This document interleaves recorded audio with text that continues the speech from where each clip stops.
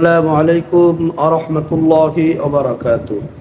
আমরা যারা জিলহজ মাসের যে বিশেষ আমল তাকবীরে তাশরিক জানি না, তারা সুন্দর করে খেয়াল করে আমার এই তাকবীরে তাশরিকটা শুনে আয়ত্ত করব।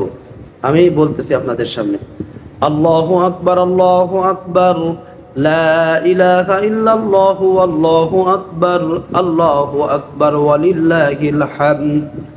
আল্লাহু আকবার, আল্লাহু আকবার, লা ইলাহা ইল্লাল্লাহু আল্লাহু আকবার ওয়ালিল্লাহিল হামদ।